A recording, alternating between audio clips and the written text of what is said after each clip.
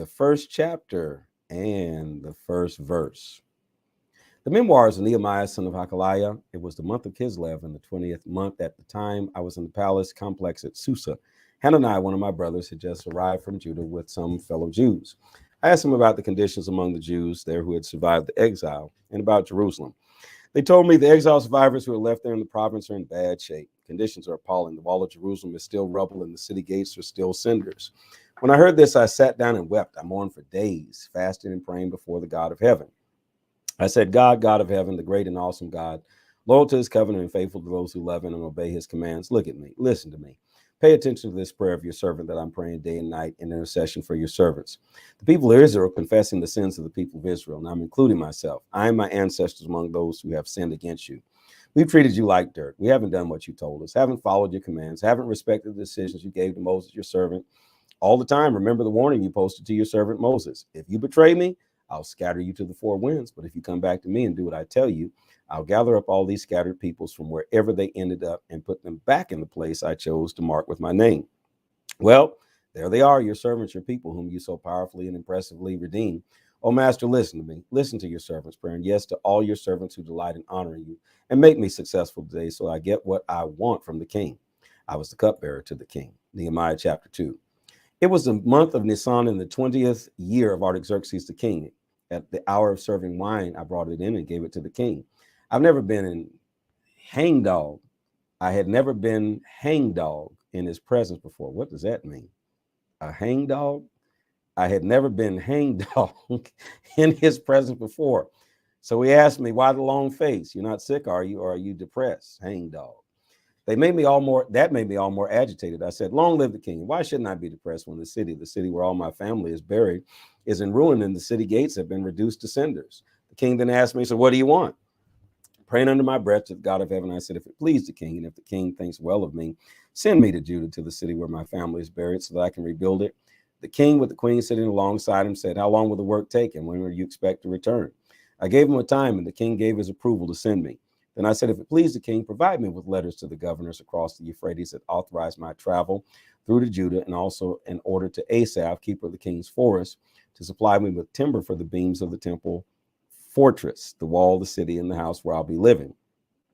The generous hand of my God was with me in this, and the king gave them to me. And when I met the governors across the river, the Euphrates, I showed them the king's letters. The king sent along a cavalry escort.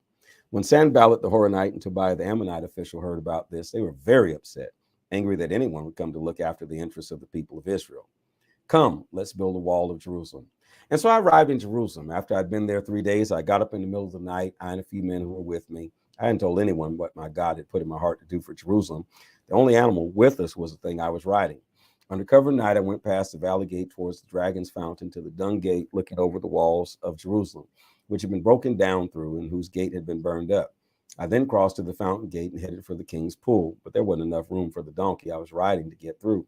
So I went up the valley in the dark, continuing my inspection of the wall. I came back in through the valley gate. The local officials had no idea where I'd gone or what I was doing. I hadn't breathed a word to the Jews, priests, nobles, local officials, or anyone else who would be working on the job. Then I gave them my report. Face it, we're in bad way here. Jerusalem is a wreck. Its gates are burned up. Come, let us build the wall of Jerusalem and not live with this disgrace any longer. I told them how God was supporting me and how the king was backing me up. They said, we're with you. Let's get started. They rolled up their sleeves, ready for the good work. When Sanballat the Horonite, Tobiah the Ammonite official, and Geshem the Arab heard about it, they laughed at us, mocking. Ha, what do you think you're doing? Do you think you can cross the king? I shot back, the God of heaven will make sure we succeed. We're his servants. We're going to work, rebuilding. You can stick to your own business. You get no say in this. Jerusalem's none of your business. Nehemiah 3. The high priest Elisha and his fellow priests were up and at it. They went to the work on the sheep gate. They repaired it and hung its doors, continuing on as far as the Tower of the 100 and the Tower of Hananel. The men of Jericho worked alongside them, and next to them Sakur, son of Imri. The fish gate was built by the Hassanah brothers. They repaired it, hung its doors, and installed its bolts and bars. Miramoth, son of Uriah, son of Hakkuz, worked. Next to him, Meshulam, son of Berechiah, the son of Meshekabel. Next to him, Zadok, son of Baanah, and next to him, Tokites, except for their nobles who wouldn't work with their master and refused to get their hands dirty with such work. The Jeshurun gate was rebuilt by Jehoiada, son of Pisai, Meshullam, son of Bosida. They repaired it, hung its doors, and installed its bolts and bars. Melatiah the Gibeonite, Jadon the Marathite, and the men of Gibeon and Mizpah, which was under the rule of the governor from across the Euphrates, worked alongside them. Uziel, son of Harahiah of the goldsmiths, worked next to him, and next to him Ananiah, one of the perfumers. They rebuilt the wall of Jerusalem as far as the broad wall. The next section was worked by Rephaiah, son of Hur, mayor of the half district of Jerusalem. Next to him, Jediah, son of Harbath, rebuilt the front of his house. Atush, son of Shabiah, worked next to him. Micaiah, son of Hiram, and Hashub, son of Moab, rebuilt another section that included the Tower of the Furnaces. Working next to him was Shallum, son of Holash, mayor of the other half district of Jerusalem, along with his daughters. The Valley Gate was rebuilt by Hanun, the villages of Jana. They repaired it, hung its doors, and installed its bolts and bars. They went to repair 1,500 feet of the wall as far as the Dung Gate. The Dung Gate itself was rebuilt by Micaiah, son of Rechab, the mayor of the district of Beth Hakarim. He repaired it, hung its doors, and installed its bolts and bars. The Fountain Gate was rebuilt by Shalem, son of Kol Hosah, mayor of Mizpah district. He repaired it, roofed it, hung its doors, and installed its bolts and bars. He has also rebuilt the wall of the Pool of Siloam at the king's garden as far as the steps that go down from the city of David. After him came Nehemiah, son of Azbuk, mayor of the half district of Beth Zur. He worked from just in front of the tomb of David as far as the pool and the house of heroes. Levites under Ruhum, son of Bani, were next in line. Alongside them, Hashabiah, mayor of the half district of Kaliah, represented his district in the rebuilding. Next to him, their brothers continuing the rebuilding under Benui, son of Henadad, mayor of the other half district of Kaliah. The section from them in front of the ascent to the armory as far as the angle was rebuilt by Ezer, son of Jeshua, the mayor of Mizpah. From the angle to the door of the house of Elishib, the high priest, was done by Baruch, son of Zabai. Merimah, son of Uriah, the son of Hakal, took it from the door of Elishib's house to the end of Elishib's house. Priests from the neighborhood went on from there. Benjamin and Hashub worked on the wall in front of their house, and Azariah, son of Messiah, son of Ananiah, did the work alongside his house. The section from the house of Azariah to the angle of the corner was rebuilt by Bunai, son of Henadad. Palal, son of Uzai, worked opposite the angle in the tower that projects from the upper palace of the king near the court of the guard. Next to him, Pedaiah, son of Perush, and the temple support staff who lived on the hill of Ophel worked up to the point opposite the water gate eastward and the projecting tower. The men of Tekoa did the section from the great projecting tower as far as the wall of Ophel.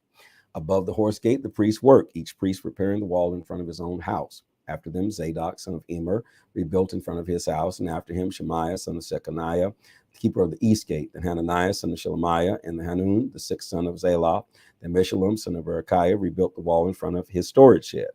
Micaiah, the goldsmith, repaired the wall as far as the house of the temple support staff, and merchants up to the inspection gate. In the upper room at the corner, the goldsmiths and the merchants made the repairs between the upper room and the corner and the sheep gate. Nehemiah 4, I stationed armed guards. When Sanballat heard that we were rebuilding the wall, he exploded in anger, vilifying the Jews. In the company of his Samaritan cronies and military, he let loose. What are these miserable Jews doing? Do they think they can get anything back to normal overnight? Make building stones out of make-believe? At his side, Tobiah the Ammonite jumped in and said, that's right. What do they think they're building?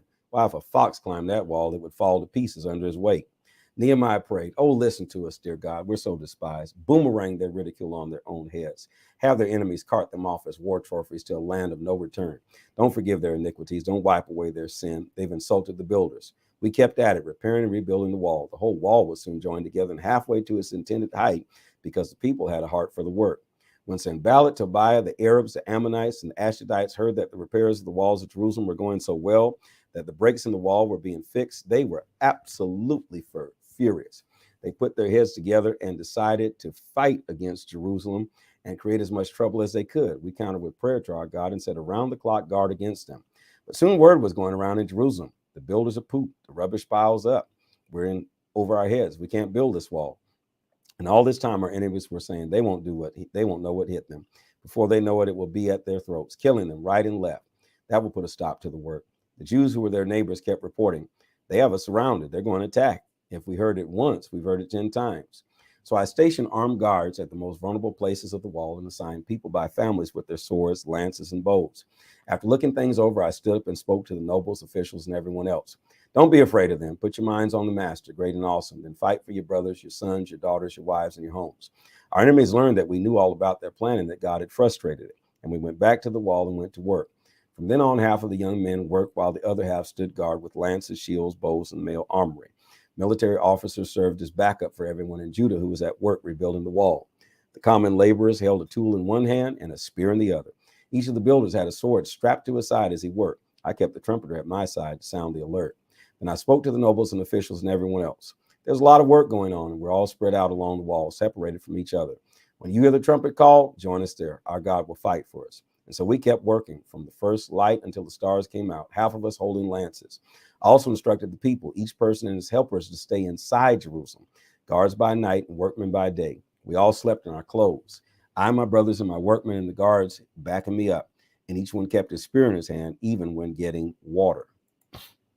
Nehemiah chapter 5, the great protest. The great protest was mounted by the people, including the wives, against their fellow Jews. Some said, we have big families and we need food to survive. Others said, we're having to mortgage our fields and vineyards and homes to get enough grain to keep from starving. And others said, we're having to borrow money to pay the royal tax on our fields and vineyards. Look, we're the same flesh and blood as our brothers here. Our children are just as good as theirs. Yet here we are having to sell our children off as slaves. Some of our daughters have already been sold, and we can't do anything about it because our fields and vineyards are owned by somebody else. I got really angry when I heard their protests and complaints. After thinking it over, I called the nobles and officials on the carpet. I said, each one of you is gouging his brother. Then I called a big meeting to deal with them. I told them we did everything we could to buy back our Jewish brothers who had to sell themselves as slaves to foreigners. And now you're selling these same brothers back into debt slavery. Does that mean that we have to buy them back again? They said nothing. What could they say? What you're doing is wrong. Is there a fear of God left in you? Don't you care what the nations around here, our enemies, think of you? I, my brothers, and the people working for me have loaned them money. But this gouging them with interest has to stop. That's what we need to hear nowadays in this nation. Oh, backwards heathens. Give them back their foreclosed fields, greedy devils. Vineyards, olive groves, and homes right now. Forgive your claims on their money, grain, new wine, and olive oil. They said, we'll give it all back. We won't make any more demands on them. We'll do everything you say. That's right, heathens. Then I called the priests together and made them promise to keep their word. And I emptied my pockets, turning them inside out, and said, so may God empty the pockets of the house of everyone who doesn't keep this promise. Turned inside out and empty. Everyone gave a wholehearted, yes, we will do it, and praise God. And the people did what they promised. Remember in my favor, oh my God. From the time King Artaxerxes appointed me as governor in the land of Judah, from the 20th to the 32nd year of his reign, 12 years, neither I nor my brothers used the governor's food allowance. Governors who had preceded me had oppressed the people by taxing them 40 shekels of silver, about a pound a day for food and wine, while their underlings bullied the people unmercifully. Heathen devils. But out of fear of God, I did none of that. I had to work. I worked on this wall. All of my men were on the job to do the work. We didn't have time to line our pockets. I fed 150 Jews and officials at my table, in addition to those who showed up from the surrounding nations. 1 ox, 6 choice sheep, and some chickens were prepared for me daily. And every 10 days, a large supply of wine was delivered. Even so, I didn't use the food allowance provided for the governor. The people had it hard enough as it is. Remember in my favor, oh my God, everything I've done for these people. Nehemiah chapter 6. I'm doing a great work. I can't come down. When Sanballat and Tobiah and Geshem the Arab and the rest of our enemies heard that I had rebuilt the wall and there was no more breaks in it, even though I hadn't yet installed the gates, Sanballat and Geshem sent this message: come and meet with us at Kifrim in the valley of Ono. I knew they were scheming to hurt me, so I sent messengers back with this: I'm doing a great work. I can't come down. Why should the work come to a standstill just so I can come down and see you? 4 times they sent this message, and 4 times I gave them my answer. The 5th time, same messenger, same message. Sanballat sent an unsealed letter with this message: the word is out among the nations, and Geshem says it's true that you and the Jews are planning to rebel. That's why you're rebuilding the wall. The word is that you want to be king and that you've appointed prophets to announce in Jerusalem there's a king in Judah. King is going to be told of this. Don't you think we should sit down and have a talk? I sent this back to them. There's nothing to what you're saying. You made it all up. They were trying to intimidate us into quitting. They thought they'll give up. They'll never finish it. I prayed, give me strength. Then I met secretly with Shemaiah, son of Delaiah, and Metalabil at his house. He said, let's meet at the house of God inside the temple. Let's find safety behind locked doors because they're coming to kill you. Yes, coming to kill you by night to kill you. I said, why would a man make me run for cover? And why would a man like to use the temple as a hideout? I won't do it. I sensed that God hadn't sent this man. The so-called prophets he spoke to me was the work of Tobiah and Sanballat. They had hired him. He had been hired to scare me off, trick me, a layman in desecrating the temple and ruining my good reputation so that they could accuse me. Oh my God, don't let Tobiah and Sanballat get by with all the mischief they've done. And the same goes for the prophetess Noadiah and the other prophets who've been trying to undermine my confidence. The wall was finished on the 25th day of Elul. It had taken 52 days. When all our enemies heard the news and the surrounding nations saw it, our enemies totally lost their nerve. They knew that God was behind this work. All during this time, letters were going back and forth constantly between the nobles of Judah and Tobiah. Many of the nobles had ties to him because he was son-in-law of Shechaniah, son of Era, and his son Jehohanan had married the daughter of Meshullam, son of Berechiah. They kept telling me all the good things he did and then would report back to him anything I would say. And then Tobiah would send letters to intimidate me. The book of Nehemiah, chapter 7, verse 1, the wall rebuilt, names and numbers. After the wall was rebuilt and I had installed the doors and the security guards and the singers and the Levites were appointed, I put my brother Hananiah along with Hananiah, the captain of the citadel, in charge of Jerusalem because he was an honest man and feared God more than most men. I gave him this order: don't open the gates of Jerusalem until the sun is up, and shut the bar gates while the guards are still on duty. Appoint the guards from the citizens of Jerusalem and assign them to the posts in front of their own homes. The city was large and spacious with only a few people in it, and the houses not yet rebuilt. God put it in the heart to gather the nobles, the officials, and the people in general to be registered. I found the genealogical record of those who were in the first return from exile. This is a record I found. These are the people in the province who returned from the captivity of the exile, the ones Nebuchadnezzar, king of Babylon, had carried off captive. They came back to Jerusalem and Judah, each going to his own town. They came back in the company of Zerubbabel, Jeshua, Nehemiah, Azariah, Ramiah, Nehemiah, Mordecai, Bilshan, Mispira, Bigvai, Nehum, Banah. The numbers of the men of the people of Israel by families of origin: Porish, 2172, Shephatiah, 372, Ara, 652, Path Moab, sons of Jeshub and Joab, 2818, Elam, 1254, Zatu, 845, Zakai, 760, Bunai, 648, Babai, 628, Asgad, 2322, Adonikam, 667, Bigvai, 2067, Adam, 655, Ater, son of Hezekiah, 98, Hashem, 328, Bazai, 324, Harif, 112, Gibeon, 95. Israelites identified by place of origin: Bethlehem and Netophath, 188, Anathoth, 128, Beth Asmaveth, 42, Kiriath Jearim, Kephirah, and Beerah, 743, Ramah and Geba, 621, Michmash, 122, Bethel and Ai, 123, Nebo, the other one, 52, Elam, the other one, 1254, Haram, 320, Jericho, 345, Lod, Hadad, and Ono, 321, Sanaa, 3930, priestly families: Jediah, son of Jeshua, 973, Immer, 1052, Pashur, 1247, Hiram, 1017, Levitical families: Jeshua, son of Kadmiel, and Hodaviah, 74, singers: Asaph's family line, 148, security guard families: Shalom, Ater, Kalmon, Akub, Hatiah, and Shobai, 138, families of support: Ziha, Hashapha, Toboth, Karoth, Sia, Padan, Labanah, Hagabah, Shalmai, Hanan, Gidel, Gahar, Rei, Rezin, Nakadah, Gazam, Uzzah, Pasia, Basai, Manum, Nefushim, Bakbu, Hakafu, Harhor, Bazlu, Mahida, Marsha, Barkos, Sisera, Tima, Neziah, Hatipha, families of Solomon's servants: Sotai, Safira, Piradai, Jala, Dakum, Gidel, Shephatiah, Hetil, Parkarath, Haziam, and Amon. The temple support staff and Solomon's servants added up to 392. These are those who came from Tel Malah, Tel Harsha, Karub, Adan, and Emer. They weren't able to prove their ancestry, whether they were true Israelites or not. The sons of Deliah, Tobiah, and Nakadod, 642, likewise with these priestly families. The sons of Hobiah, Hakuz, and Barzillai, who had married a daughter of Barzillai the Gileadite and took that name. They looked up high and low for their family records, but couldn't find them. And so they were barred from priestly work as ritually unclean. The governor ruled that they could not eat from the holy food until a priest could determine their status by using the Urim and Thummim. The total count for the congregation was 42,360. That did not include the male and female slaves, who numbered 7,337. There were also 245 male and female singers, and there were 736 horses, 245 mules, 435 camels, and 6,720 donkeys. Some of the heads of the families made voluntary offerings for the work. The governor made a gift to the treasury of 1,000 drachmas of gold, about 19 pounds, 50 poles, and 530 garments for the priests. Some of the heads of the families made gifts to the treasury for the work. It came to 20,000 drachmas of gold and 2,200 minas of silver, about 1.3 tons. Gifts from the rest of the people totaled 20,000 drachmas of gold, about 375 pounds, 2,000 minas of silver, and 67 garments for the priests. Ezra and the Revelation. The priests, the Levite, security guards, singers, and temple support staff, along with some other, and the rest of the people of Israel, all found a place to live in their own towns. This is the